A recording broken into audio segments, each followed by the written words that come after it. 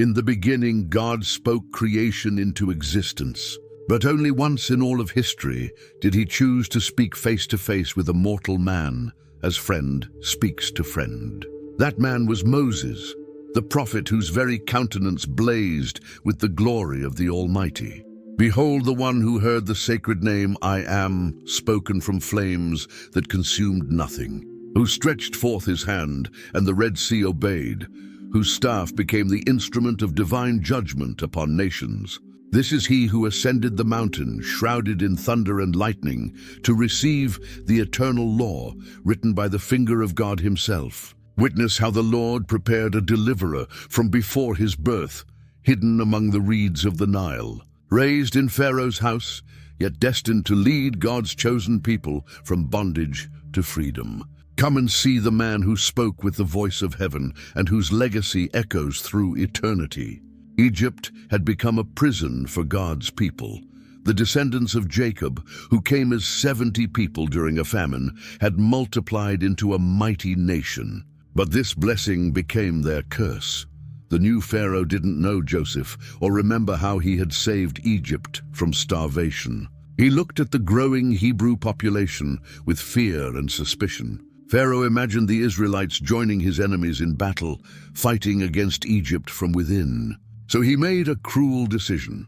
As recorded in Exodus chapter 1 verse 11, they put slave masters over them to oppress them with forced labor, and they built Pithom and Ramesses as store cities for Pharaoh.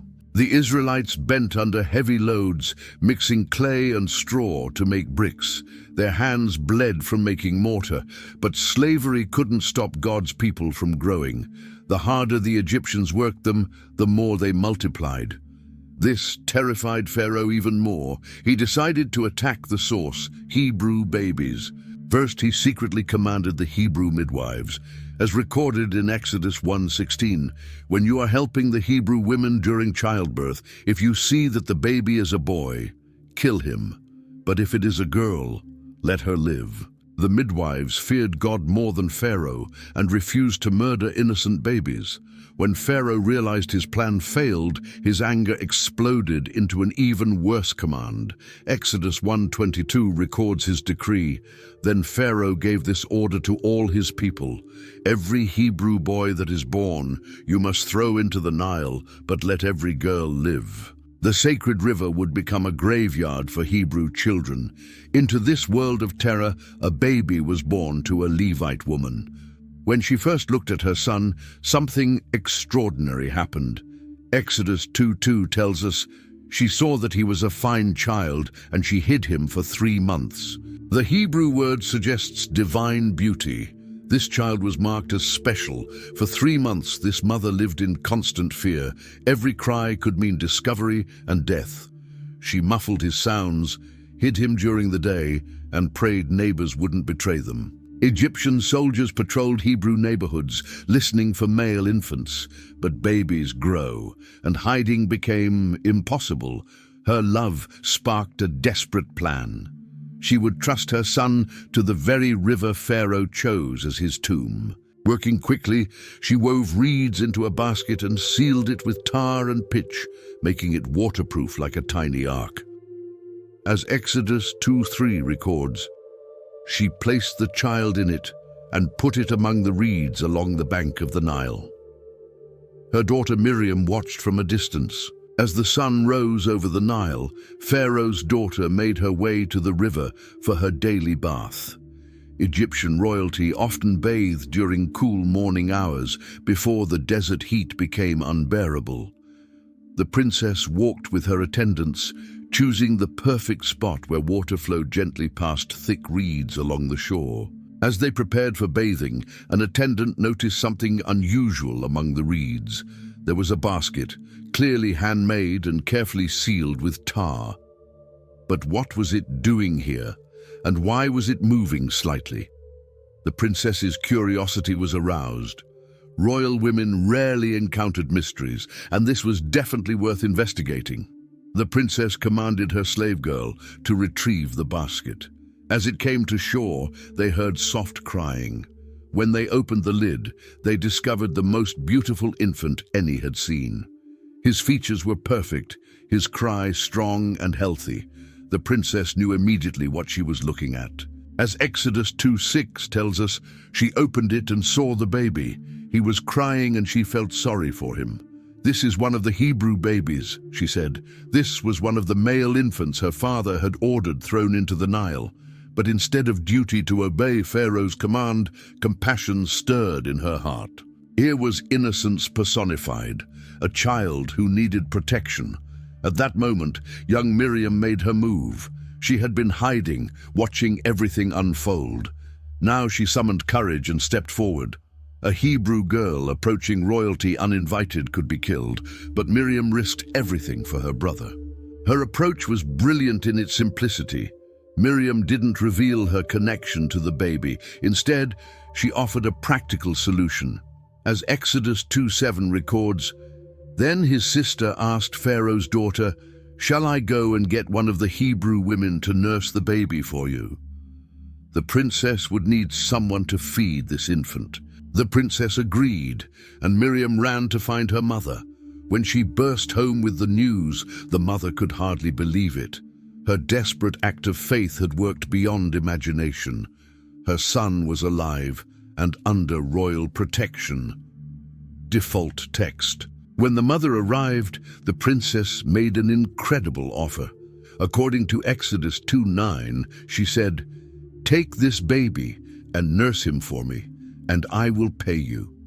So the Hebrew woman would raise her own son, love him openly, teach him his heritage, and receive Egyptian gold. God had turned Pharaoh's cruel law into the instrument of Moses' salvation. When Moses was weaned, he entered Pharaoh's palace permanently. His mother had taught him everything possible during those precious early years. Stories of Abraham, Isaac, and Jacob, God's promises to their descendants, and his true Hebrew identity. The palace was overwhelming for a young boy. Gold-covered walls, precious stones decorated surfaces. But Pharaoh's daughter welcomed him warmly and gave him a name that would echo through history. As Exodus 2:10 explains, she named him Moses, saying, "I drew him out of the water." The name came from Egyptian words meaning to draw out, unknowingly prophesying his future role. Moses received the finest education available. Egyptian princes were trained to rule provinces, lead armies, and manage construction projects. They studied mathematics, geometry, astronomy, and hieroglyphic writing. Moses learned strategy, tactics, sword fighting, and archery. Egyptian warfare involved chariots, infantry, and naval forces. The royal court provided leadership training. Moses observed how Pharaoh governed Egypt, dealt with ambassadors, and managed bureaucracy. He learned to speak with authority, make decisions, and project confidence. These skills would serve him when he later confronted Pharaoh, demanding Hebrew freedom. Moses also studied Egyptian religion and philosophy in temple schools. He understood beliefs about gods, goddesses, afterlife, and Pharaoh's divine status. This knowledge proved invaluable when he later confronted Egyptian religious systems with demonstrations of God's power. Yet Moses never forgot his Hebrew identity. His mother had planted truth seeds that Egyptian wisdom couldn't uproot. He knew his people suffered while he enjoyed privilege. This created growing tension that would eventually explode into action. Acts 7:22 tells us, Moses was educated in all the wisdom of the Egyptians and was powerful in speech and action. He became a respected leader in court, possibly leading military campaigns. But success couldn't satisfy his heart's deeper longings. Every day he saw Hebrew slaves laboring while he relaxed in palace comfort. Every night he slept on fine linen while his people collapsed from exhaustion. The contrast haunted him, creating internal conflict that grew stronger yearly. As he approached 40, this tension reached breaking point. At 40, Moses had reached peak success in Egyptian society. He was educated, powerful, and respected throughout Pharaoh's court. But inside, a storm was building. He could no longer ignore his people's suffering while enjoying Egyptian luxury. His Hebrew heritage, planted by his mother, had grown into conviction demanding action. Moses made a life-changing decision. He would leave palace comfort and see what was really happening to Hebrew slaves. This wasn't casual observation or official inspection. This was a man wrestling with conscience, trying to understand where he belonged in a world divided between oppressor and oppressed. When Moses walked among work sites, what he saw shattered illusions about Egyptian treatment of Hebrews. These weren't just laborers. They were people being systematically broken by cruel systems designed to destroy spirits and bodies. Hebrew men stumbled under impossible loads. Women worked in blazing sun without adequate water. Children carried supplies instead of playing. Hebrew workers were thin from inadequate food, their skins scarred from beatings, eyes hollow with despair. Many showed malnutrition and exhaustion. Some collapsed from heat and overwork, only to be kicked back to their feet. The Israelites weren't just slaves. They were being slowly murdered through deliberate cruelty. Egyptian taskmasters walked among workers with whips and clubs, ready to strike anyone moving slowly. They showed no mercy for age or weakness. Old men were beaten for not keeping up. Pregnant women carried heavy loads. The sick received no recovery time, only more work and punishment. Moses felt emotions he'd never experienced. Rage burned at injustice. Shame filled his heart for years of comfort while this happened. Guilt overwhelmed him for benefiting from the system destroying his people. His Egyptian education and Hebrew heritage were in violent conflict. Then Moses witnessed something that ignited an unquenchable fire in his soul. He saw an Egyptian taskmaster savagely beating a Hebrew worker with shocking brutality. This wasn't discipline, this was torture for pleasure. The Hebrew was defenseless, weakened by hunger and exhaustion, unable to fight back or escape. As Acts 7:23-24 describes, when Moses was 40 years old, he decided to visit his own people, the Israelites. He saw one of them being mistreated by an Egyptian, so he went to his defense and avenged him by killing the Egyptian. 40 years of conflict exploded into action. Moses looked around quickly, heart pounding with righteous anger. The beating occurred in a remote area where slaves dug clay for bricks, away from main construction sites. No other Egyptian supervisors were visible. Hebrew workers focused on survival, avoiding attention. This appeared to be his chance to act without immediate consequences. His calculation was swift but thorough. Moses had military training and physical power. The taskmaster focused entirely on his victim, unaware anyone might challenge his authority. Egyptian overseers expected absolute power over Hebrew slaves. It wouldn't occur to this man that someone might fight back. Moses decided instantly. All his accumulated rage, guilt over privilege, and shame at his people's suffering exploded into action. He struck with full force of training and fury. The Egyptian never had a chance to defend himself. As Exodus 2:11-12 records, he saw an Egyptian beating a Hebrew, one of his own people. Looking this way and that and seeing no one, he killed the Egyptian and hid him in the sand. The silence was deafening. For the first time, an Egyptian oppressor lay dead at Hebrew hands. The beating had stopped forever. Justice was served, though through violence. Moses felt satisfaction and horror mixed. He'd never killed before, but felt no regret for stopping his people's torture. Now came the practical problem: what to do with the body. If discovered, investigations would begin immediately. Moses knew Egyptian justice was swift and brutal.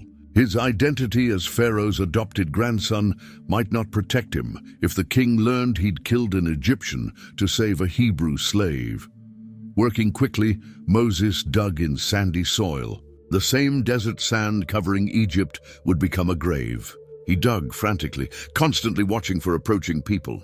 Hebrew workers maintained distance, probably too terrified to interfere or acknowledge what they'd witnessed. Being connected to a dead Egyptian meant death for all. Moses convinced himself his secret was safe. The remote location, absence of witnesses, fear keeping Hebrew workers silent, everything favored his escape from consequences. He covered the grave carefully, scattering sand to look natural. When finished, no sign remained.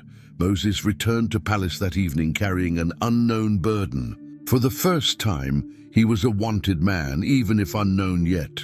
But he'd crossed an uncrossable line. The Egyptian prince was dying. Moses the Hebrew was being born. He'd chosen his side in the conflict between oppressor and oppressed. The next morning, Moses carried his secret like a physical burden. Perhaps he hoped his action had sent messages to other taskmasters about treating Hebrew workers more humanely. Or maybe he wanted to see if his intervention made any difference in his people's daily suffering. Whatever his motivation, Moses returned to work sites. Walking among workers, Moses discovered something both surprising and troubling. Instead of seeing his people united in suffering, he witnessed two Hebrew men in violent combat. This wasn't casual disagreement, this was serious fighting, with one clearly overpowering the other. The sight disturbed Moses profoundly. Why were his people fighting each other when they faced such powerful enemies? Why use strength against themselves instead of preserving it for survival? Didn't they understand their real battle was against the Egyptian system, oppressing them all? Moses decided to intervene as peacemaker. His royal education taught diplomacy and conflict resolution. His sense of justice demanded stopping unnecessary violence wherever found. Approaching the obvious aggressor, Moses attempted reasoning with him to end the fight before serious injury occurred. But the man's response hit Moses like a physical blow. Instead of accepting correction or showing respect for Moses' intervention, he lashed out with words, shattering Moses' security. As Exodus 2:13-14 records the devastating exchange, the man said, "Who made you ruler and judge over us? Are you thinking of killing me as you killed the Egyptian?" The words hung like accusations from heaven. Moses' carefully hidden secret was out. Someone had seen everything. His approach to the taskmaster, violent confrontation, hasty burial. Worse, knowledge was spreading among Hebrew workers. If this man knew about the killing, how many others had heard? The verse continues with Moses' reaction. Then Moses was afraid and thought, "What I did must have become known." For the first time since childhood, real fear gripped his heart. Not excitement of challenges or nervousness of decisions, but cold, paralyzing terror at discovery and execution prospects. Moses realized his situation assessment was completely wrong. He'd thought he acted secretly, but Hebrew workers watched everything. They'd been too frightened to interfere during the killing, but certainly witnessed it. Now they talked among themselves, sharing the story of the Egyptian prince who killed an overseer to save a Hebrew slave. Even worse was the confronting man's attitude. Instead of gratitude for defending their people, he showed hostility and suspicion. Instead of seeing Moses as protector, he questioned authority and motives. The rejection stung deeply. Moses had risked everything defending his people, and this was their response: suspicion and exposure threats. Most terrifying was what this meant for his future. If Hebrew workers knew, how long before word reached Egyptian ears? The Hebrew community had informants reporting to authorities for better treatment or rewards. Someone would eventually trade this information for advantage. Moses' fears proved correct faster than imagined. Word reached Pharaoh's court with the speed gossip travels in royal circles. Perhaps a Hebrew informant traded information for reward, or Egyptian workers heard rumors and investigated. However it happened, news exploded through the palace like wildfire. The king's reaction was volcanic. As Exodus 2:15 tells us, when Pharaoh heard of this, he tried to kill Moses. But Moses fled from Pharaoh and went to live in Midian. Pharaoh's rage wasn't just about one dead overseer, it was ultimate betrayal by someone trusted completely. His daughter's adopted son had chosen Hebrew slaves over Egyptian authority. The betrayal cut deeper because of Moses' court position. He wasn't just any Hebrew who killed an Egyptian. He was an Egyptian prince who turned against the system that elevated him. In Pharaoh's eyes, this made Moses' crime infinitely worse than murder. It was highest treason, deserving the most painful death Egyptian justice could devise. Moses had no time to gather possessions, say goodbyes, or prepare for travel. Royal guards were probably already searching for him. He had to run immediately, taking only what he wore and could carry. Behind lay 40 years of luxury education position. Ahead lay unknown wilderness and uncertain future, including possible death from thirst, starvation, or wild animals. The irony wasn't lost on Moses as he fled Egyptian countryside. The same education preparing him to lead Egyptian armies now helped plan escape routes, avoiding capture. His geographical knowledge told him which roads to avoid and paths leading to safety. Military training taught movement without detection and survival with minimal resources. Moses probably headed east, towards Sinai Peninsula and desert regions where Egyptian authority was weakest. This was harsh territory few could survive without extensive preparation, but also the most likely place to escape Pharaoh's reach. Nomadic tribes wandered these areas, and a man might disappear completely if he proved useful. The journey was brutal, beyond anything Moses experienced. The man who dined on royal delicacies now searched desperately for anything edible. His feet, accustomed to palace sandals, blistered and bled on rocky terrain. Blazing desert sun burned his skin during days, while cold nights left him shivering without adequate clothing or shelter. Water was the constant, desperate need. In the palace, Moses enjoyed cool drinks whenever wanted. Now he had to find oases, springs, or wells, always aware other travelers might fight him for access. Dehydration was a constant threat, and every day without adequate water brought him closer to death. As he walked deeper into wilderness, Moses had plenty of time thinking about what his life had become. In 2 days, he'd lost everything: family, home, future, identity. The Egyptian prince was dead and buried with the taskmaster. Moses the Hebrew was being born through suffering and hardship never imagined. But something else happened during this terrible journey that Moses couldn't understand. The same God who preserved him as a baby was now guiding him toward true destiny. Every wilderness step was also a step toward calling that would make him the greatest Hebrew leader. After days of grueling travel, Moses finally reached Midian borders. After days of grueling wilderness travel, Moses approached the first civilization sign since fleeing Egypt. In the distance, he saw a well surrounded by stone walls, the heart of any desert community. Wells were gathering places where locals drew water, shared news, and conducted business. They were also places where strangers might find help if they proved trustworthy. As Moses drew closer, exhausted and desperate for water, he witnessed a scene immediately reminding him why he'd fled Egypt. 7 young women had arrived with their father's flock, ready to draw water for thirsty animals. But they were being harassed and driven away by rough local shepherds wanting to use the well first for their animals. The scene was all too familiar. The strong oppressing the weak, bullies using force to take what didn't belong to them. These shepherds probably thought they could intimidate young women and take needed water, forcing girls to wait until later when the well might run dry. It was the same injustice Moses witnessed in Egypt, just smaller scale. The shepherds had misjudged the situation. They had no idea a former Egyptian prince was watching their behavior with growing anger. Moses had lost his palace, but not his sense of justice or willingness to defend the helpless. His royal education and military training were about to serve these young women very well. Moses didn't hesitate or try negotiating. His training taught him bullies only understood strength, and recent experiences stripped away diplomatic inclinations. As Exodus 2:17 describes, some shepherds came along and drove them away, but Moses got up and came to their rescue and watered their flock.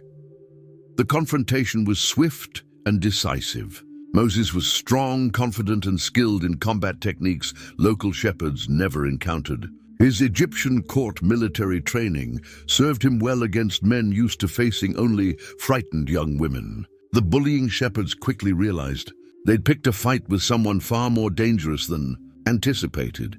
Moses not only drove off, harassing shepherds, but also took on the hard physical labor of drawing water for all the women's animals. This was backbreaking work under desert sun, requiring strength and endurance. Each bucket had to be pulled from deep wells and poured into stone troughs for sheep and goats to drink. When the women returned home much earlier than usual, their father immediately noticed something different. The daily well trips typically took much longer, especially when local shepherds caused problems. As recorded in Exodus 2:18-19, when asked why they returned early, they answered, "An Egyptian rescued us from the shepherds. He even drew water for us and watered the flock." Their father's name was Reuel, also called Jethro, a priest in Midian and man of wisdom and honor. He understood immediately the significance of what happened. A stranger had shown extraordinary kindness to his daughters, defending them from harassment and helping with work. Such generosity couldn't go unrewarded. Jethro's response revealed his character and values he taught his daughters. According to verse 20, he asked them, "And where is he? Why did you leave him?" Invite him to have something to eat. In desert culture, hospitality to strangers was both sacred duty and practical necessity. When Moses accepted the invitation and joined Jethro's family for a meal, the priest was impressed by what he saw. Here was a man of obvious education and refinement, yet willing to work with his hands and defend the helpless. His story of fleeing Egypt for defending Hebrew slaves only increased Jethro's respect. The meeting between Moses and Jethro began a relationship that would shape both their lives. Jethro was so impressed he made an extraordinary offer. As Exodus 2:21 tells us, Moses agreed to stay with the man who gave his daughter Zipporah to Moses in marriage. Moses had found a new family, home, and identity. The fugitive prince had become a shepherd, about to begin education, preparing him to lead God's people to freedom. Moses settled into a completely different life in the wilderness of Midian. The man who once wore royal robes now dressed in simple shepherd's clothing. The prince who commanded servants now tended sheep and goats under the desert sun. Days began before dawn as he led Jethro's flocks to find pasture and water in the harsh landscape. The work was demanding but peaceful. Moses learned to read the desert like a book, where to find water during dry seasons, which plants were safe for animals to eat, how to protect the flock from wild beasts and sudden storms. His hands, once soft from palace luxury, became calloused from handling ropes and staffs. His feet grew tough from walking rocky terrain. Every day brought new lessons in patience. Sheep moved slowly and often wandered away from the group. Moses learned to gently guide them back rather than force them. He discovered that leadership in the wilderness meant serving the needs of those under his care, making sure each animal had enough food and water before he rested. The solitude gave Moses time to think about his past and wonder about his future. Far from Egyptian politics and Hebrew suffering, he found a different kind of wisdom. The desert taught him humility. He was just one man in a vast wilderness, dependent on God's provision for survival. The silence taught him to listen carefully to small sounds that might warn of danger or lead to water.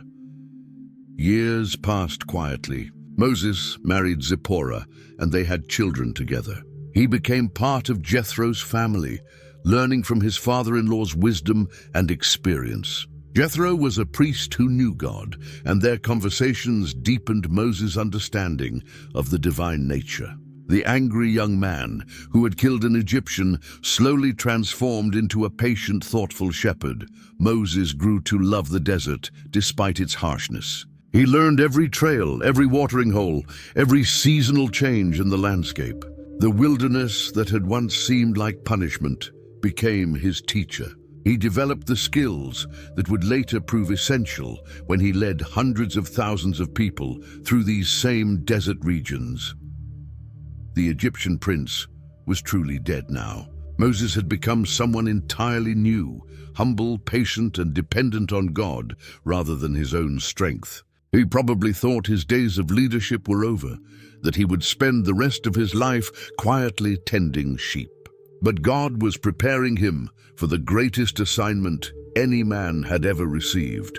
As the 40th year of his exile approached, Moses had no idea that his real life's work was about to begin.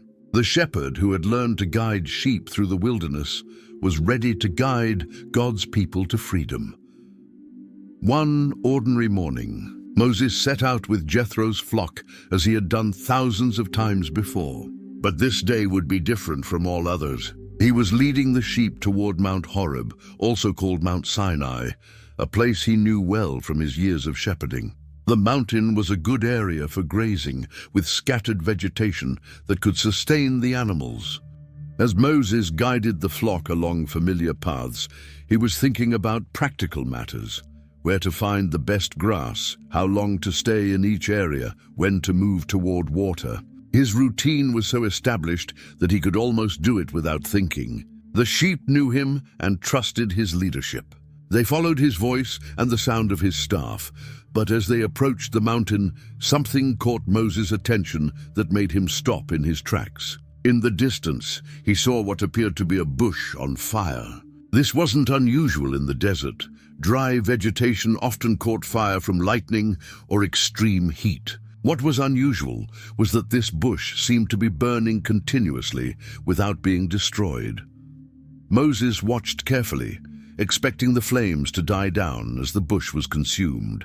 But the fire kept burning with the same intensity, and the bush remained completely intact. The leaves weren't shriveling, the branches weren't turning to ash, and the fire showed no signs of spreading to surrounding vegetation. It was as if the flames were burning without actually consuming anything.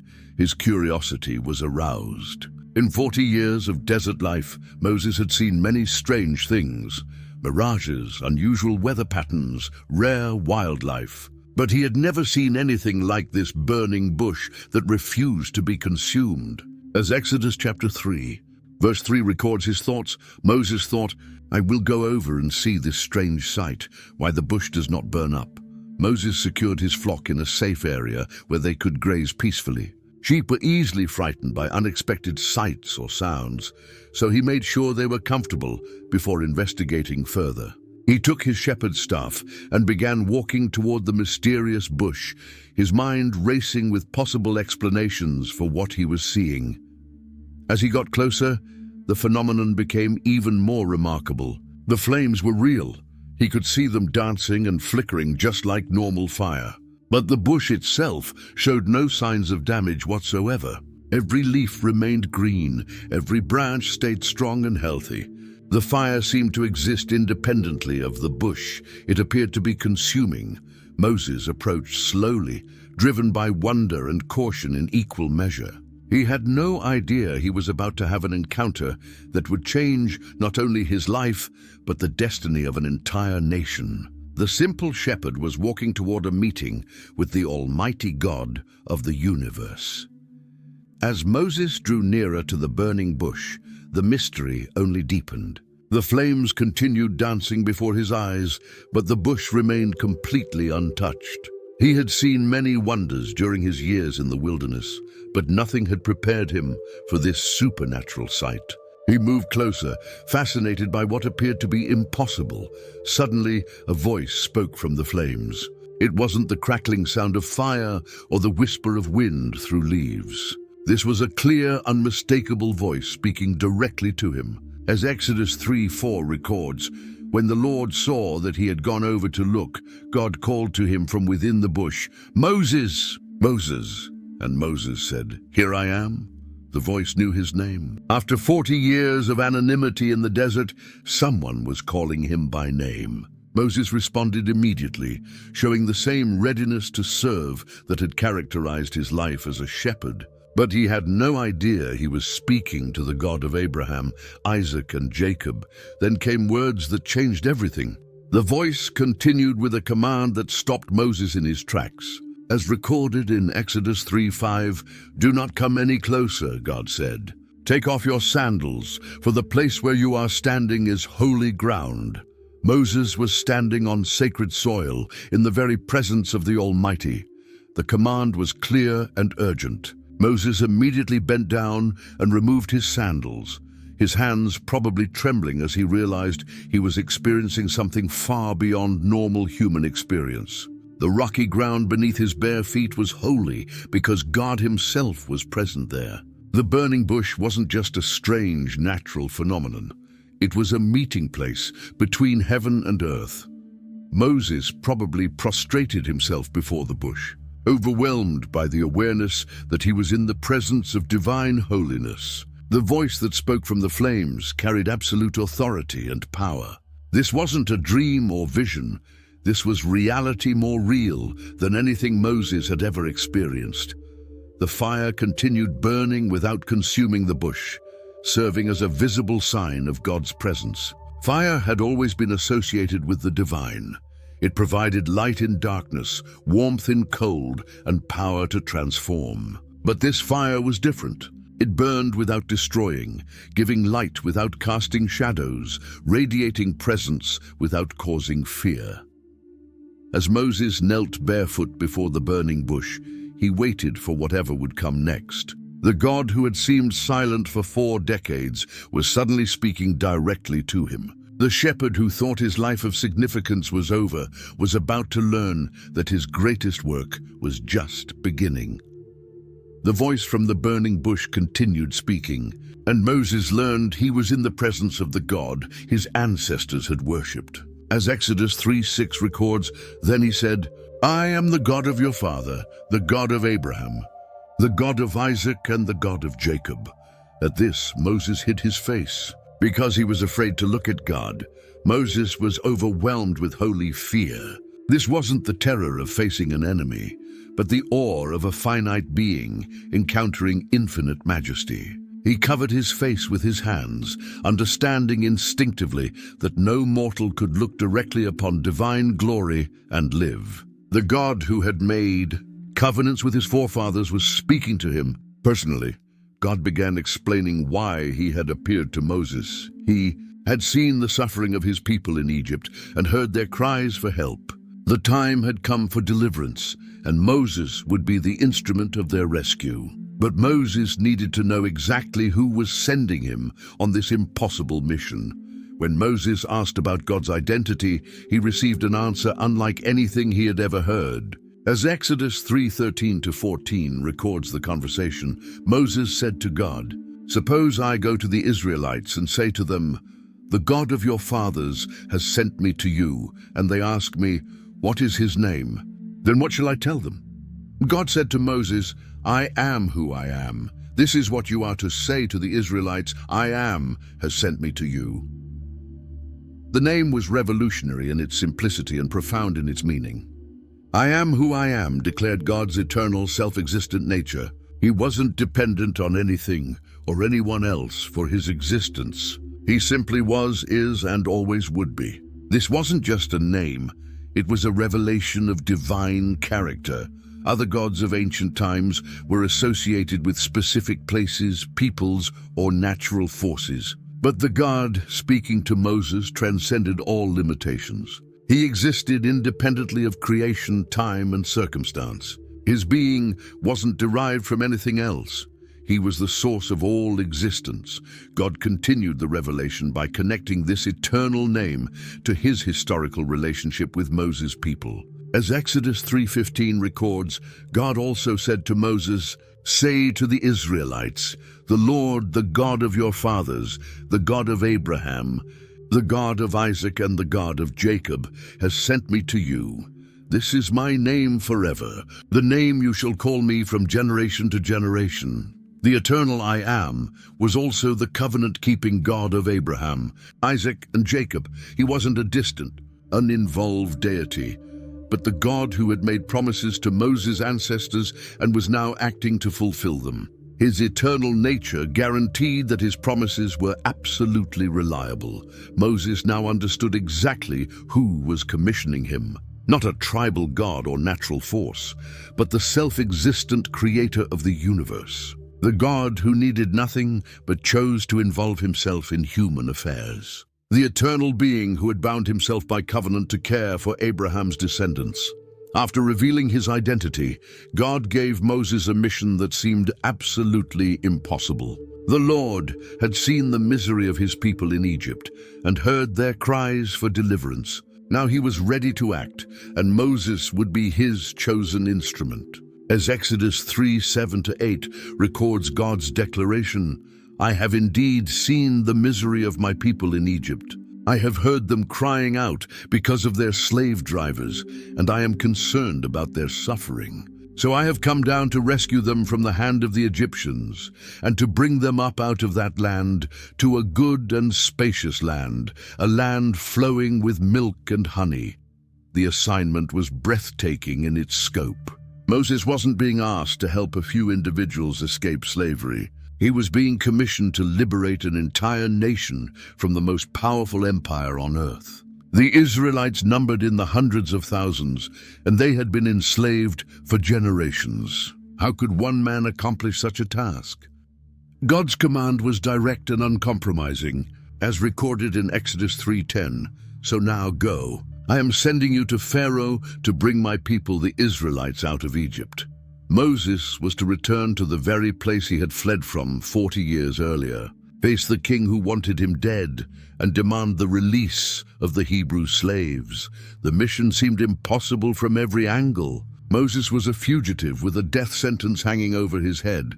Pharaoh would never willingly release millions of free workers who built his cities and monuments. The Egyptian army was the most powerful military force in the world. How could Moses possibly succeed against such overwhelming odds? But God wasn't asking Moses to accomplish this task in his own strength. The Lord who had appeared in the burning bush would be with him every step of the way.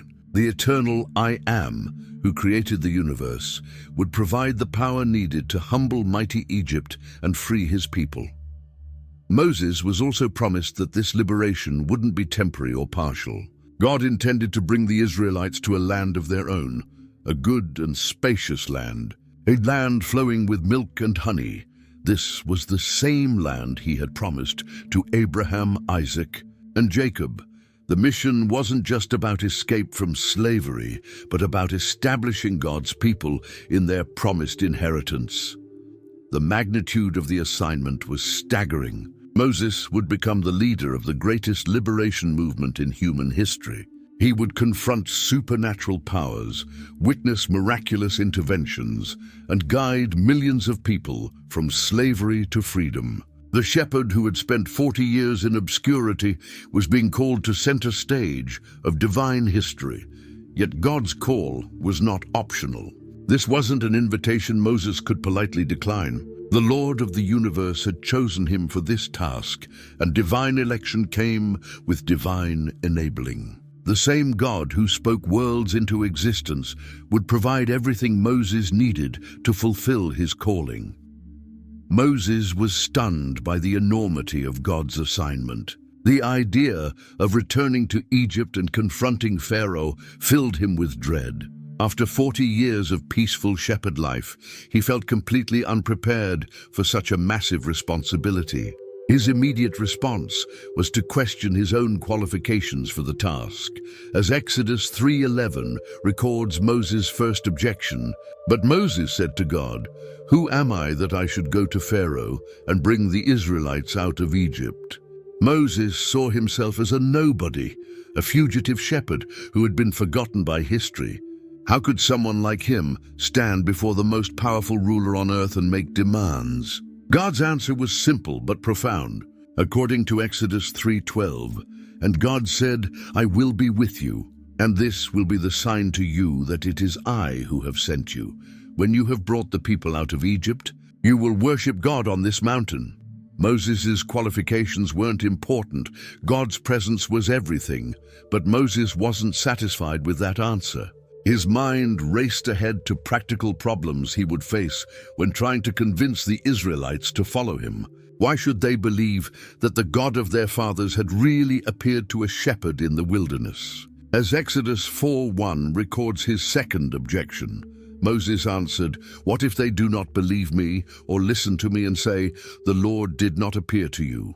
Moses had good reason for this concern. He had been away from Egypt for 40 years. The Israelites might not even remember him, and they certainly had no reason to trust him. They had probably given up hope of deliverance and might be suspicious of anyone claiming divine authority.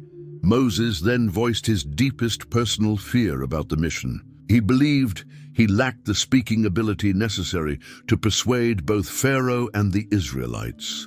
As Exodus 4:10 records his protest, Moses said to the Lord, "Pardon your servant, Lord. I have never been eloquent, neither in the past nor since you have spoken to your servant. I am slow of speech and tongue."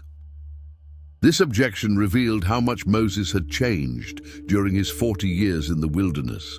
The prince, who had once been powerful in speech and action, according to Acts 7:22, now saw himself as inadequate for public speaking.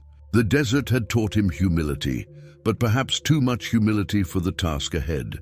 God's response showed both patience and mild frustration with Moses' lack of faith. As Exodus 4:11-12 records, the Lord said to him, "Who gave human beings their mouths? Who makes them deaf or mute? Who gives them sight or makes them blind? Is it not I, the Lord? Now go. I will help you speak and will teach you what to say." The Creator who designed human speech could certainly enable Moses to speak effectively.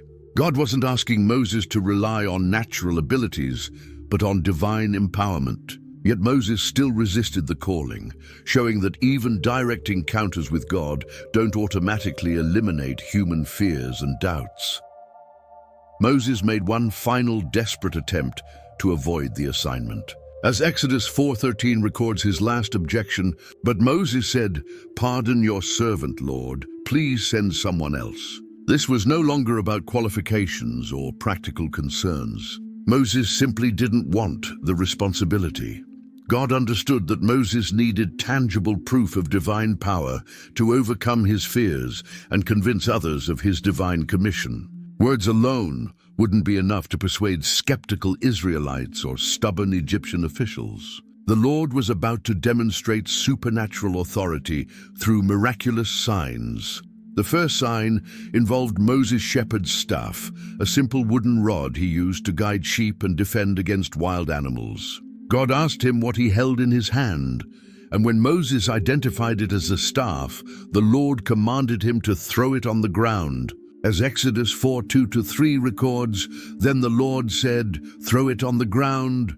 Moses threw it on the ground, and it became a snake, and he ran from it." The transformation was instant and complete. The lifeless piece of wood became a living serpent. Moses' natural reaction was to jump back in fear. He had spent enough time in the desert to know that snakes could be deadly. But this was no ordinary reptile. It was a demonstration of God's power to bring life from lifeless objects. God then commanded Moses to pick up the snake by its tail, something no wise person would do with a dangerous serpent. As Exodus 4:4 records, "Then the Lord said to him, 'Reach out your hand and take it by the tail.' So Moses reached out and took hold of the snake, and it turned back into a staff in his hands. The snake instantly became an ordinary staff again. This sign would prove especially powerful in Egypt, where serpents were symbols of royal authority and divine power. Pharaoh's crown featured a cobra, and Egyptian magicians used snakes in their religious ceremonies. When Moses' staff became a serpent, it would demonstrate that the God of Israel was superior to Egyptian gods. God provided a second miraculous sign for Moses to use when needed. As Exodus 4:6-7 records, "Then the Lord said, 'Put your hand inside your cloak.' So Moses put his hand into his cloak, and when he took it out, the skin was leprous. It had become as white as snow. 'Now put it back into your cloak,' he said. So Moses put his hand back into his cloak, and when he took it out, it was restored, like the rest of his flesh. This sign demonstrated God's power over disease and health. Leprosy was one of the most feared conditions in the ancient world, causing social isolation and certain death. For Moses' hand to become leprous instantly and then be completely healed showed divine control over life and death, sickness and health. God promised that if people didn't believe the first two signs, a third would convince them. As Exodus 4:8-9 records, if they do not believe you or pay attention to the first sign, they may believe the second. But if they do not believe these two signs or listen to you, take some water from the Nile and pour it on the dry ground. The water you take from the river will become blood on the ground. This third sign would be particularly meaningful to Egyptians who worshipped the Nile as a source of life and prosperity. To see sacred Nile water turn to blood would demonstrate that the God of Israel had power over Egypt's most important natural resource. These signs weren't just impressive displays of supernatural power. They were carefully chosen demonstrations of God's authority over the very things Egyptians considered sacred: serpents, health, and the Nile River. Moses now possessed proof that the eternal I Am had the power to fulfill his promises. Despite the miraculous signs God had provided, Moses remained reluctant to accept the mission. His fear of public speaking continued to paralyze him with doubt. He still couldn't imagine himself standing before Pharaoh and eloquently demanding the release of the Hebrew slaves. His 40 years in the wilderness had made him feel inadequate for such a crucial role. God's patience with Moses' objections was reaching its limit. As Exodus 4:14 records, then the Lord's anger burned against Moses, and he said, "What about your brother, Aaron the Levite? I know he can speak well. He's already on his way to meet you, and he will be glad to see you." Moses wasn't the only one God could use to accomplish his purposes. The mention of Aaron was surprising and encouraging. Moses hadn't seen his older brother for 40 years, not since fleeing Egypt as a fugitive. Aaron had remained in Egypt all this time, probably continuing to live among the Hebrew slaves. Yet God had been preparing him for this moment, and he was already traveling toward their reunion. God explained how the partnership between the brothers would work. As Exodus 4:15-16 records, "You shall speak to him and put words in his mouth. I will help both of you speak and will teach you what to do. He will speak to the people for you, and it will be as if he were your mouth and as if you were God to him." Aaron would be Moses' spokesman, but Moses would remain the leader.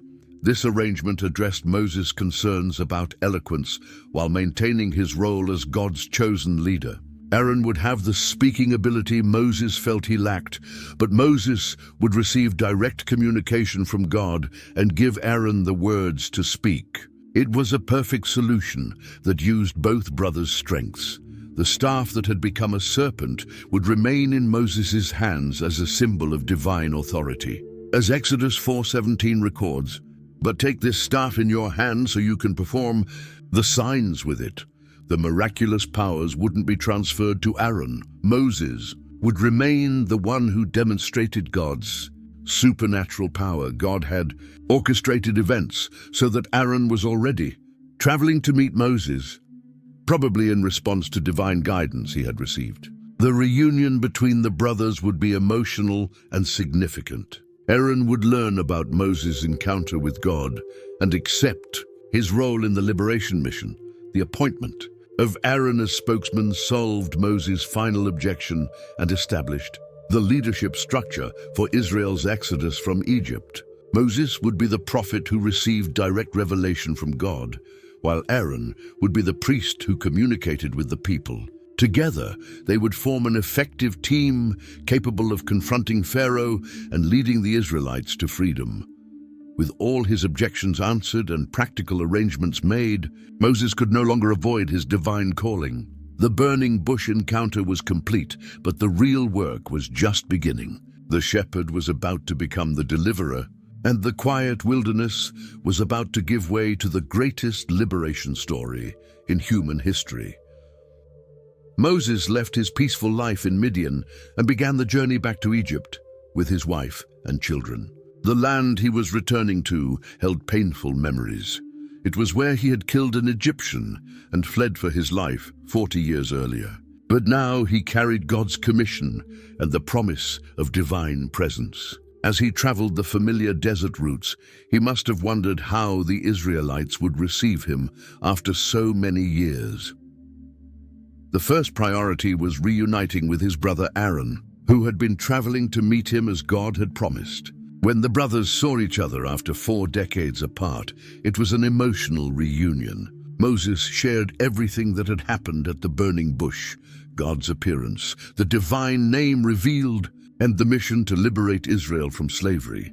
Aaron listened carefully as Moses explained the miraculous signs God had given him. The shepherd's staff that could become a serpent, the hand that could become leprous and heal, and the promise of water turning to blood.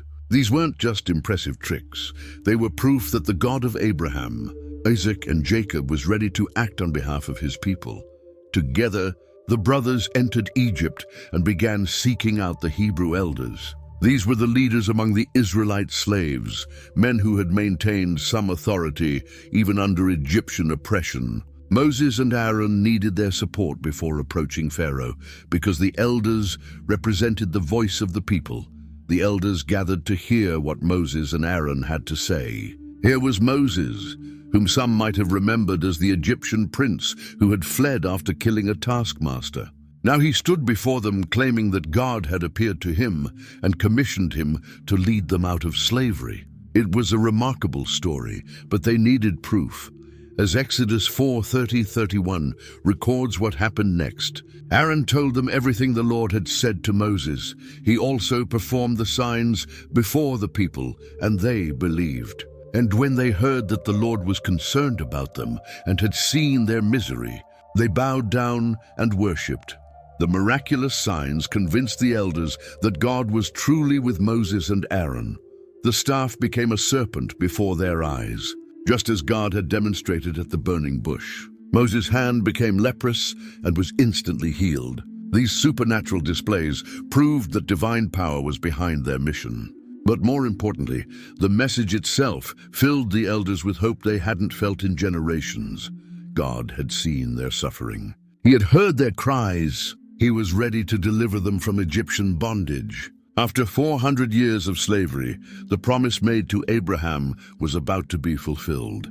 The Israelites would be free, and they would inherit the land God had sworn to give their ancestors, armed with the support of the Hebrew elders and the power of God's miraculous signs. Moses and Aaron prepared for their first meeting with Pharaoh. This was the moment Moses had dreaded since leaving the burning bush. He was returning to the palace where he had once lived as a prince, now as a fugitive, demanding the impossible.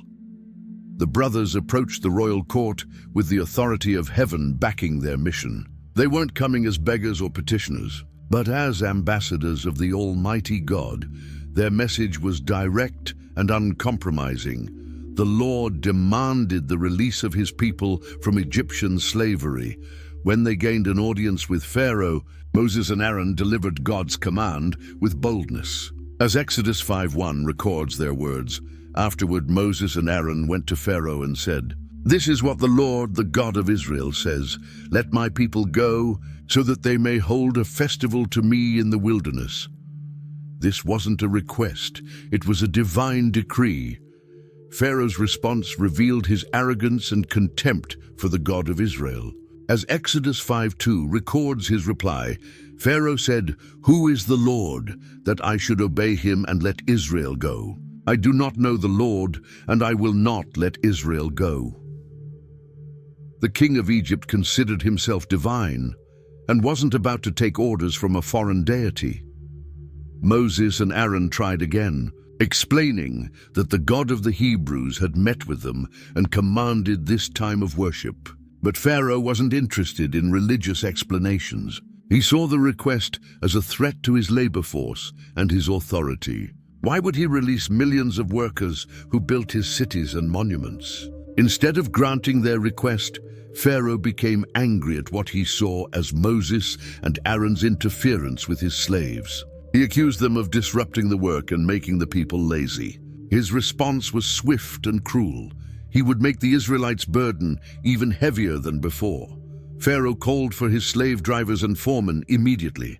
As Exodus 5:7-8 records his commands, "You are no longer to supply the people with straw for making bricks. Let them go and gather their own straw, but require them to make the same number of bricks as before. Don't reduce the quota.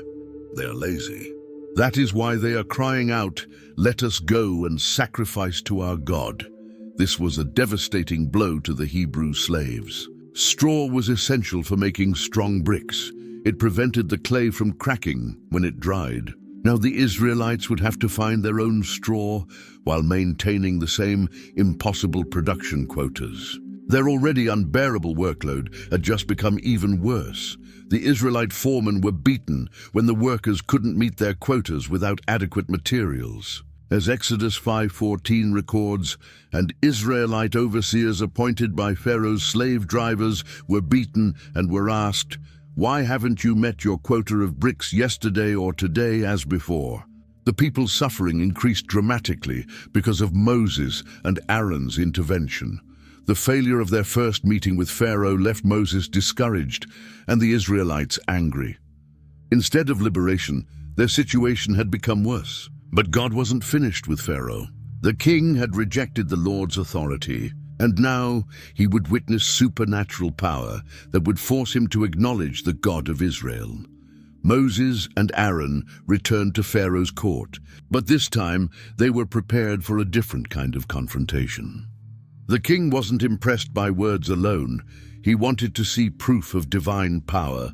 As Exodus 7:8-9 records God's instructions, "When Pharaoh says to you, 'Perform a miracle,' then say to Aaron, 'Take your staff and throw it down before Pharaoh, and it will become a snake.'" Sure enough, when Moses and Aaron appeared before the king again, Pharaoh demanded a demonstration of their claimed divine authority. He wanted to see a miracle that would prove their God was real and powerful.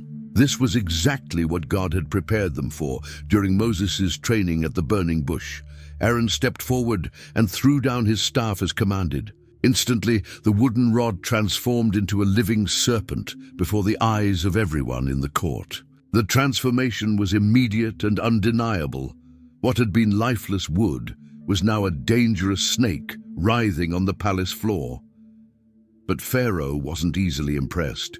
Egypt was famous for its magicians and sorcerers, men who claimed to work wonders through their secret arts. The king immediately summoned his wise men and magicians to counter this display of Hebrew power.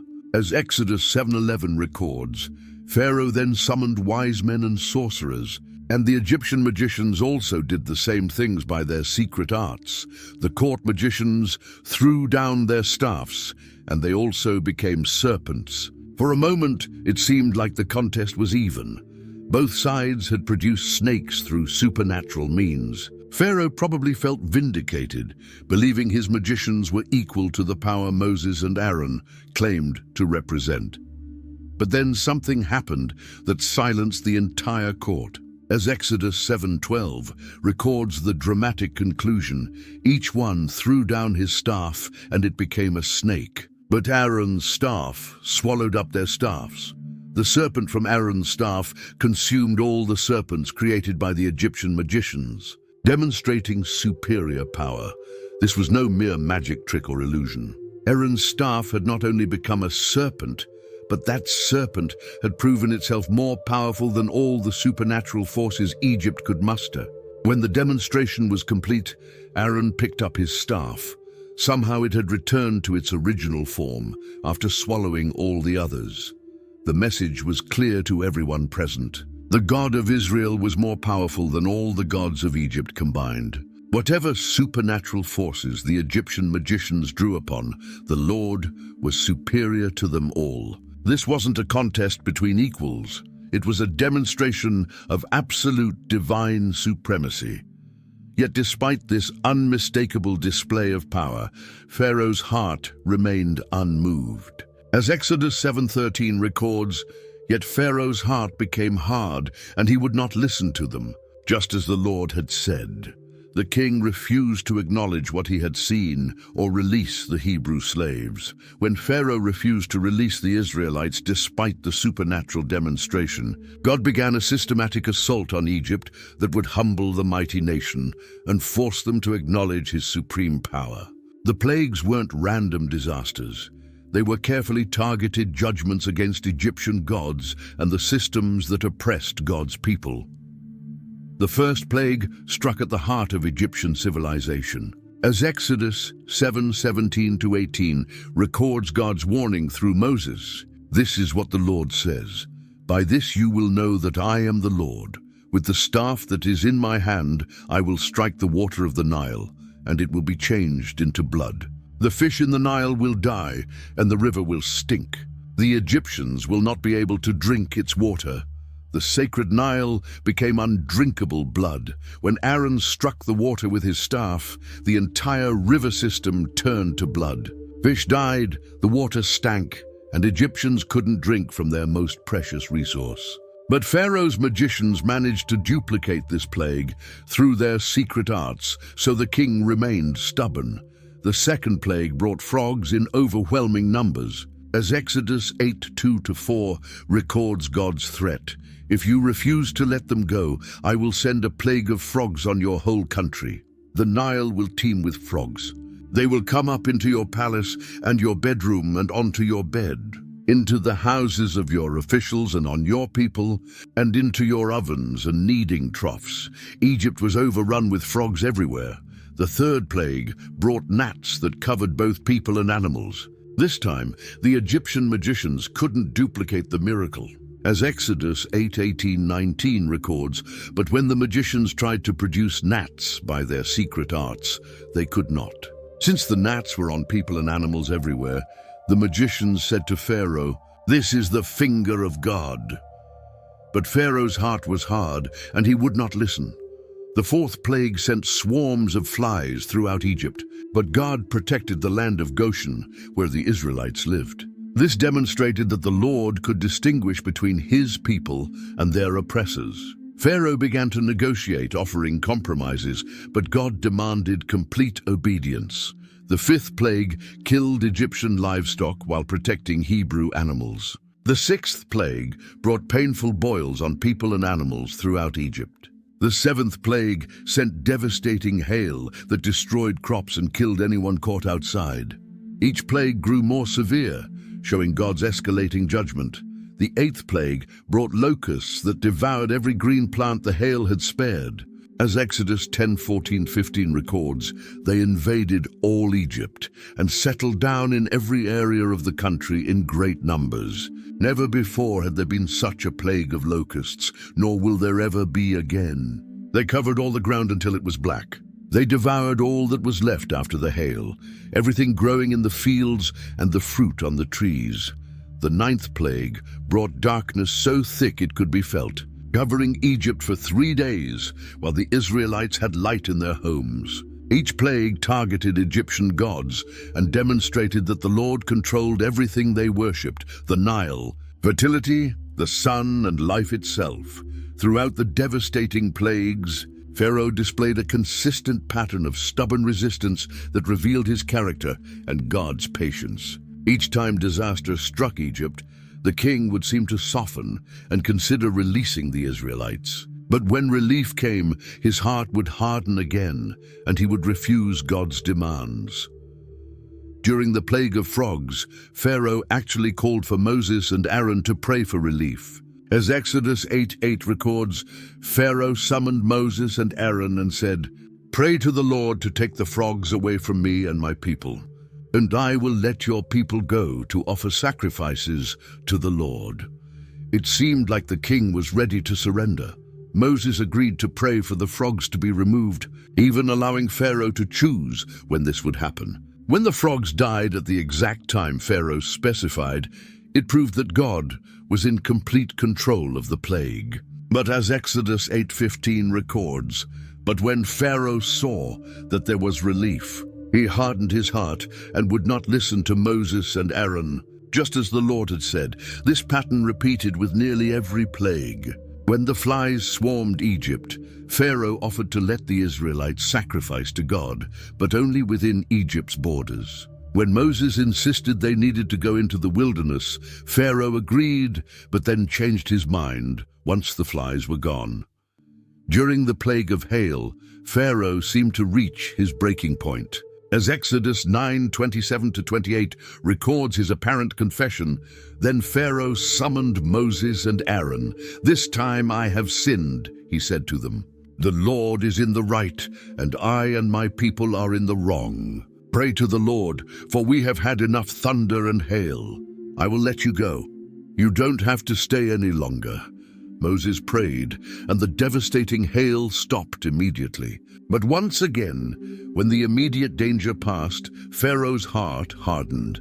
As Exodus 9:34-35 records, when Pharaoh saw that the rain and hail and thunder had stopped, he sinned again.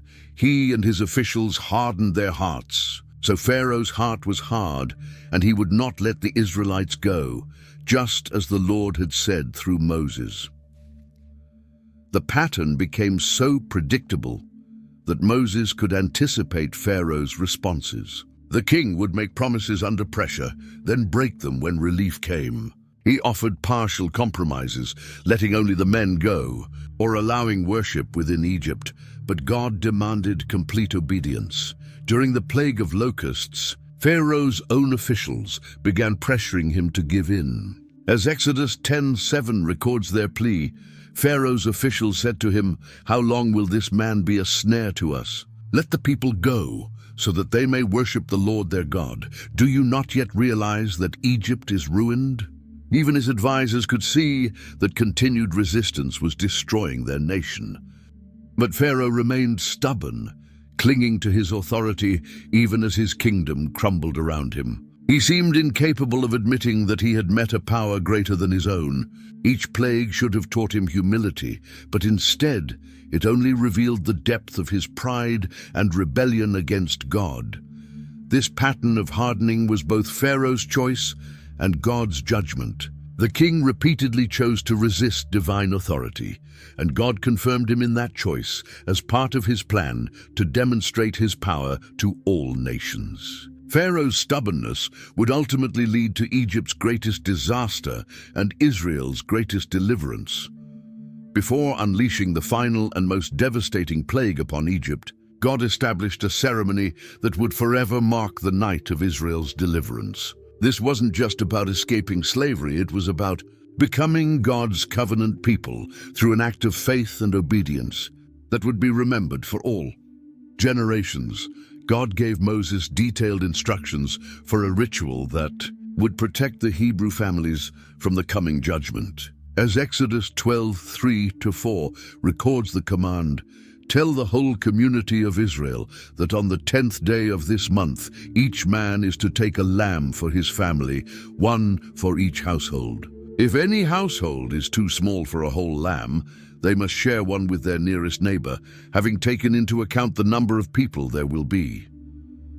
The lamb had to meet specific requirements. As Exodus 12:5 explains, "The animals you choose must be year-old males without defect, and you may take them from the sheep or the goats." This wasn't just any animal, it had to be perfect, representing the best each family could offer. For 4 days, each family would keep their chosen lamb, caring for it and growing attached to it. Then came the moment of sacrifice. As Exodus 12:6-7 records, "Take care of them until the 14th day of the month, when all the members of the community of Israel must slaughter them at twilight. Then they are to take some of the blood and put it on the sides and tops of the doorframes of the houses where they eat the lambs." The blood on the doorframes would serve as a sign of faith and obedience. Every Hebrew family had to trust that this simple act would protect them from the coming judgment. They couldn't rely on their ethnicity or good works. Only the blood of the lamb could save them from death. The meal itself was carefully prescribed. As Exodus 12:8-9 records, that same night they are to eat the meat roasted over the fire, along with bitter herbs and bread made without yeast. Do not eat the meat raw or boiled in water, but roast it over a fire, with the head, legs, and internal organs. Every detail had symbolic meaning. The people were to eat in haste, dressed and ready for immediate departure. As Exodus 12:11 explains, "This is how you are to eat it, with your cloak tucked into your belt, your sandals on your feet, and your staff in your hand. Eat it in haste. It is the Lord's Passover." They had to be prepared to leave Egypt at a moment's notice. God explained the significance of this ceremony. As Exodus 12:12-13 records, "On that same night I will pass through Egypt and strike down the firstborn of both people and animals, and I will bring judgment on all the gods of Egypt. I am the Lord. The blood will be a sign for you on the houses where you are, and when I see the blood, I will pass over you. No destructive plague will touch you when I strike Egypt." This wasn't just a one-time event, but the beginning of an annual remembrance. As Exodus 12:14 commands, "This is a day you are to commemorate. For the generations to come, you shall celebrate it as a festival to thee." Lord, the lasting ordinance, the Passover, would remind future generations of God's deliverance from Egyptian bondage. The night of the Passover became the most important night in Israel's history. As darkness fell over Egypt, Hebrew families gathered in their homes, with lamb's blood marking their doorframes. They ate the prescribed meal in haste, dressed and ready to leave at a moment's notice. Outside, the Egyptian firstborn had no protection from the coming judgment. At midnight, the angel of death passed through Egypt with devastating precision. As Exodus 12:29-30 records the terrible fulfillment of God's warning, "At midnight the Lord struck down all the firstborn in Egypt, from the firstborn of Pharaoh, who sat on the throne, to the firstborn of the prisoner, who was in the dungeon, and the firstborn of all the livestock as well. Pharaoh and all his officials and all the Egyptians got up during the night, and there was loud wailing in Egypt. For there was not a house without someone dead. The judgment was complete and inescapable. From the royal palace to the humblest prison cell, every Egyptian family lost their firstborn son. Pharaoh's own heir died, along with the heirs of his officials and common people alike. The livestock also suffered, completing the destruction of Egypt's future and wealth. But in the land of Goshen, where the Israelites lived, there was no death or mourning. Every house marked with lamb's blood was passed over by the destroyer. God had kept his promise to protect those who trusted in the blood of the sacrificial lamb. The difference between life and death was the simple act of faith and obedience. Pharaoh's resistance finally crumbled in the face of personal loss. The king, who had repeatedly hardened his heart, now broke under the weight of his son's death. As Exodus 12:31-32 records his urgent message to Moses, during the night Pharaoh summoned Moses and Aaron and said, "Up, leave my people, you and the Israelites. Go worship the Lord as you have requested. Take your flocks and herds as you have said, and go, and also bless me." The Egyptian people, who had watched their nation suffer through 9 devastating plagues, now urged the Israelites to leave immediately.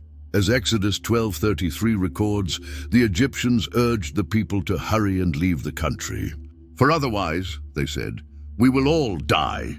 So they feared that continued presence of the Hebrews would bring even more divine judgment upon them.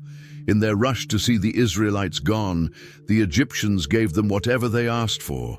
As Exodus 12:35-36 records, the Israelites did as Moses instructed and asked the Egyptians for articles of silver and gold and for clothing. The Lord had made the Egyptians favorably disposed toward the people, and they gave them what they asked for. So they plundered the Egyptians. The Hebrew slaves who had entered Egypt with nothing were now leaving with the wealth of their former oppressors. This wasn't theft, but divine justice, payment for centuries of unpaid labor. God had promised Abraham that his descendants would leave their place of slavery with great possessions, and that promise was now being fulfilled. The Israelites left Egypt that very night, after 430 years in the land. As Exodus 12:41 records, at the end of the 430 years to the very day, all the Lord's divisions left Egypt. Their liberation wasn't gradual or partial, it was immediate and complete. Just as God had promised Moses at the burning bush, the celebration of freedom was short-lived. After the initial shock of losing his firstborn son, Pharaoh began to regret his decision to release the Hebrew slaves. The reality of losing millions of workers hit him hard, and his stubborn pride reasserted itself. He decided to pursue the Israelites and bring them back to Egypt by force, as Exodus 14:5-6 records Pharaoh's change of heart. When the king of Egypt was told that the people had fled, Pharaoh and his officials changed their minds about them and said, "What have we done? We have let the Israelites go and have lost their services." So he had his chariot made ready and took his army with him. The most powerful military force in the world was now pursuing the escaped slaves. Pharaoh assembled 600 of his best chariots along with all the other chariots of Egypt. These weren't just vehicles but weapons of war, each carrying trained soldiers armed with spears and bows. The Egyptian army that had conquered nations was now focused on recapturing the Hebrew refugees. Meanwhile, the Israelites had been traveling toward the wilderness but found themselves trapped at the Red Sea. God had led them to this specific location, even though it seemed like a dead end. As Exodus 14:10-12 records their terror when they saw the approaching army. As Pharaoh approached, the Israelites looked up, and there were the Egyptians marching after them. They were terrified and cried out to the Lord. They said to Moses, "Was it because there were no graves in Egypt that you brought us to the desert to die?" The people's faith evaporated in the face of apparent disaster. Behind them was the most powerful army on earth. Ahead was an uncrossable sea, and on both sides were impassable mountains. They felt trapped and abandoned, forgetting the miraculous plagues that had secured their freedom. Moses responded with words that would echo through history. As Exodus 14:13-14 records his declaration, Moses answered the people, "Do not be afraid. Stand firm, and you will see the deliverance the Lord will bring you today. The Egyptians you see today, you will never see again. The Lord will fight for you. You need only to be still." God would handle this impossible situation. The Lord gave Moses specific instructions for the greatest miracle yet performed. As Exodus 14:16 records the command, "Raise your staff and stretch out your hand over the sea to divide the water so that the Israelites can go through the sea on dry ground." Moses was to part the Red Sea itself. When Moses stretched out his staff over the water, God sent a powerful east wind that blew all night, dividing the sea and creating a path of dry ground between walls of water. As Exodus 14:21-22 records, "Then Moses stretched out his hand over the sea, and all that night the Lord drove the sea back with a strong east wind and turned it into dry land. The waters were divided, and the Israelites went through the sea on dry ground, with a wall of water on their right and on their left." The crossing took time, as over 2 million Israelites with their livestock and possessions moved through the divided sea. The Egyptian army followed in pursuit, their chariots racing onto the dry seabed. But God confused their forces and jammed their chariot wheels in the muddy ground. When the last Israelite reached the far shore, Moses stretched out his hand again, and the walls of water collapsed. As Exodus 14:27-28 records the destruction of Egypt's army, Moses stretched out his hand over the sea, and at daybreak the sea went back to its place. The Egyptians were fleeing toward it, and the Lord swept them into the sea. The water flowed back and covered the chariots and horsemen, the entire army of Pharaoh that had followed the Israelites into the sea. Not one of them survived.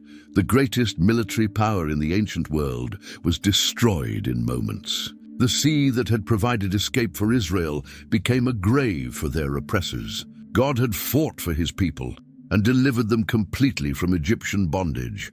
The excitement of freedom quickly turned to anxiety as the Israelites faced the harsh reality of desert survival.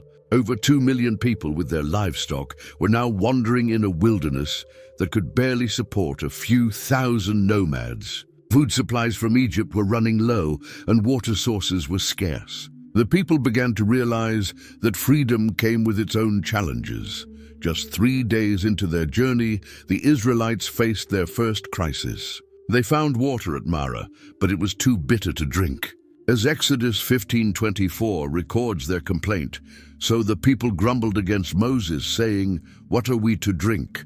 And Moses cried out to the Lord for help, and God showed him a piece of wood. When Moses threw it into the water, it became sweet and drinkable.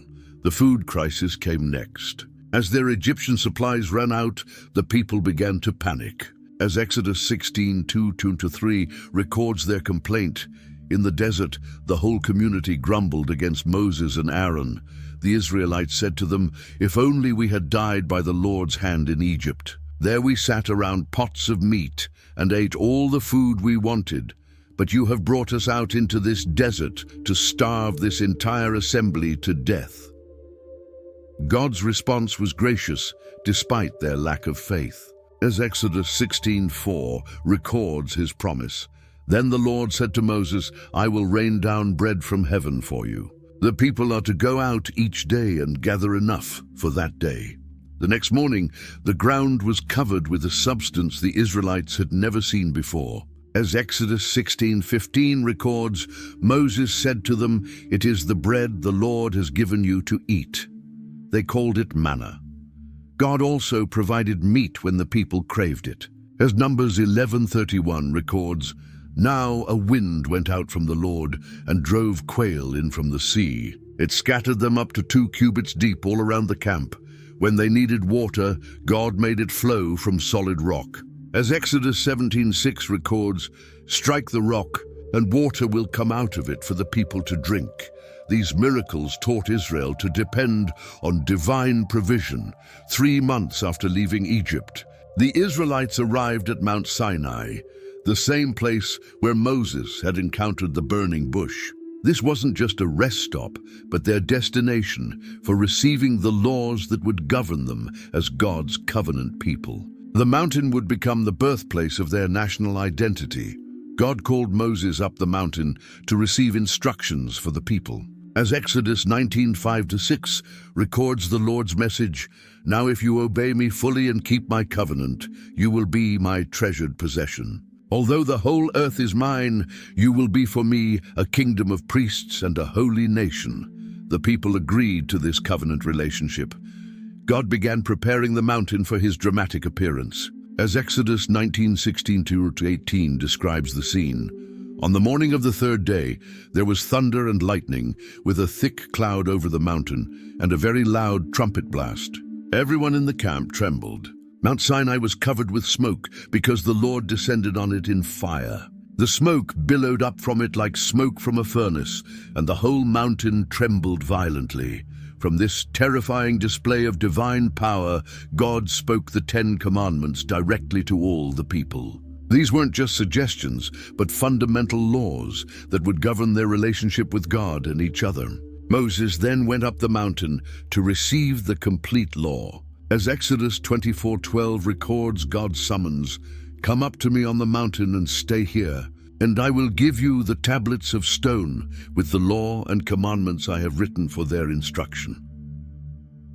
During 40 days and nights, God gave Moses detailed instructions for every aspect of Israel's life. The law covered everything from worship to civil government to social relationships. God wrote the 10 Commandments on stone tablets with his own finger, showing their permanent and divine origin. When Moses finally descended, he carried a complete constitution for the new nation. While Moses was on Mount Sinai receiving God's law, the people below grew restless and impatient. 40 days seemed like an eternity, and they began to worry that Moses might never return. Their faith in both Moses and the invisible God who had delivered them from Egypt started to waver.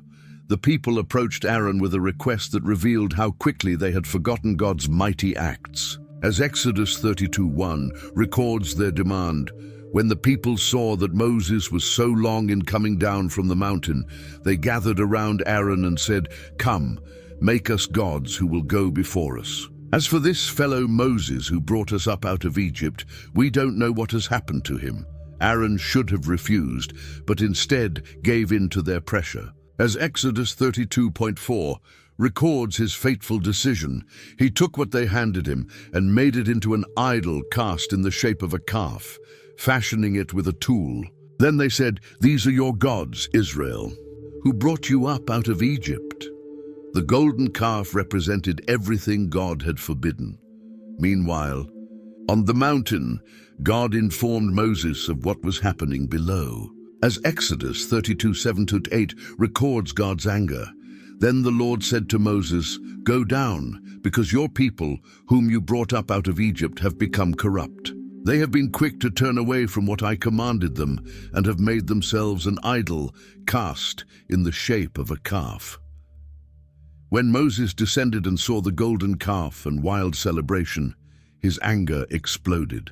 As Exodus 32:19 records his response, "When Moses approached the camp and saw the calf and the dancing, his anger burned, and he threw the tablets out of his hands, breaking them to pieces at the foot of the mountain."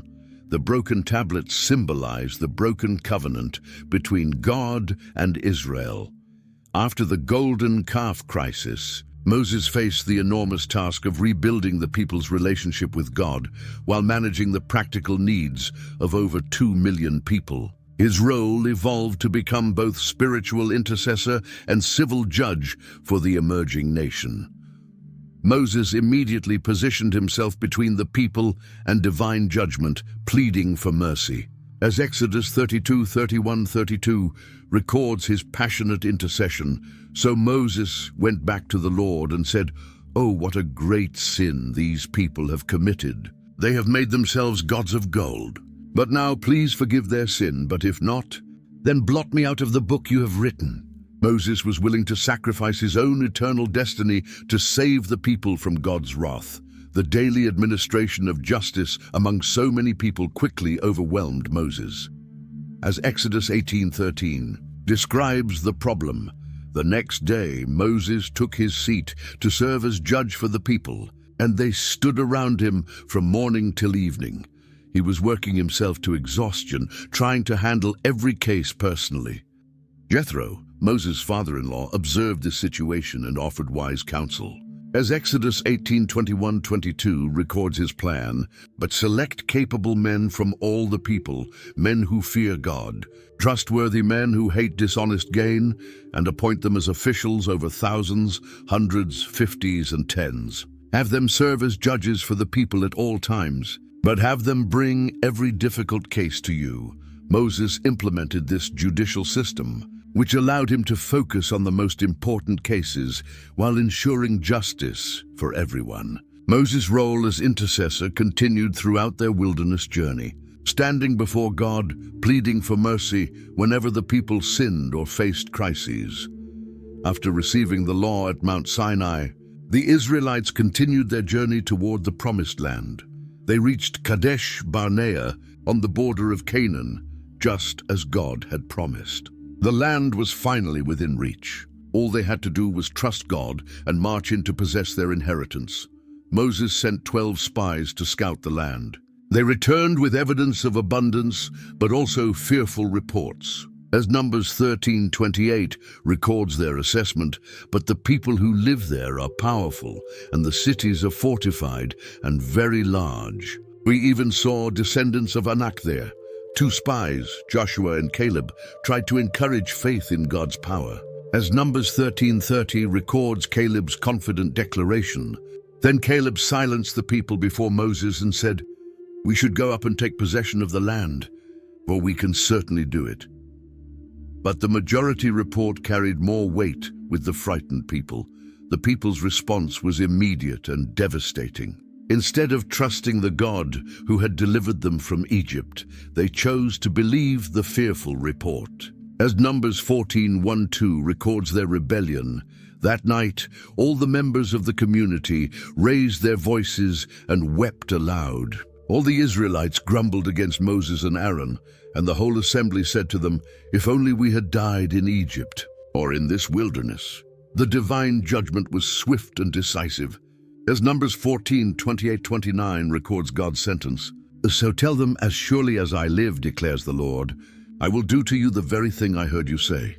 In this wilderness your bodies will fall, every one of you 20 years old or more, who was counted in the census and who has grumbled against me." The faithless generation would wander 40 years until they died in the wilderness.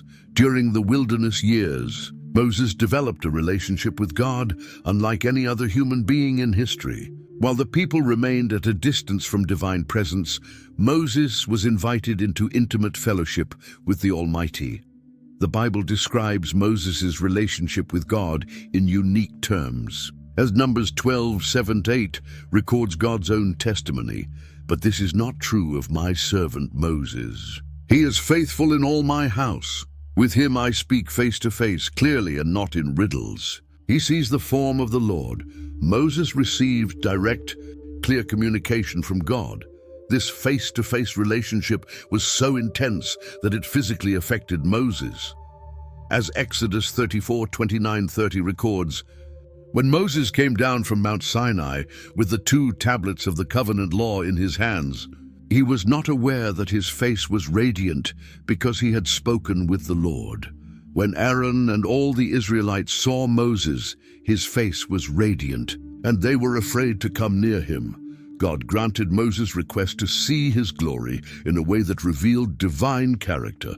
As Exodus 34:6-7 records this divine self-revelation, "And he passed in front of Moses, proclaiming, 'The Lord, the compassionate and gracious God, slow to anger, abounding in love and faithfulness, maintaining love to thousands, and forgiving wickedness, rebellion, and sin.'"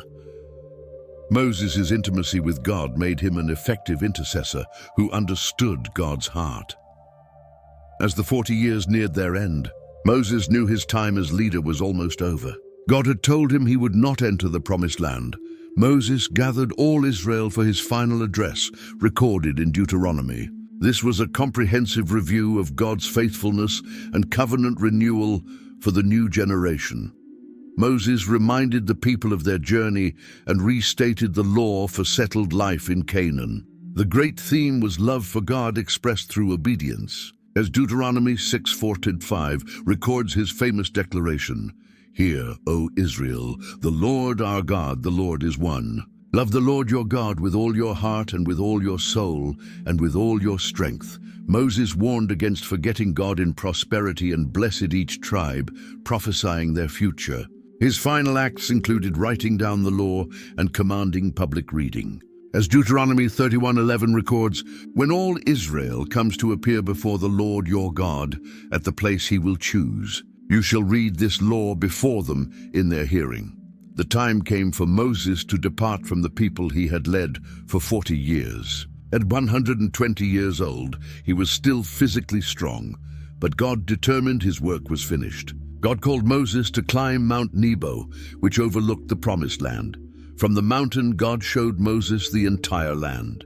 As Deuteronomy 34:1-4 records this final vision, there the Lord showed him the whole land, from Gilead to Dan, all of Naphtali, the territory of Ephraim and Manasseh. Then the Lord said to him, "This is the land I promised on oath to Abraham, Isaac, and Jacob when I said, 'I will give it to your descendants.'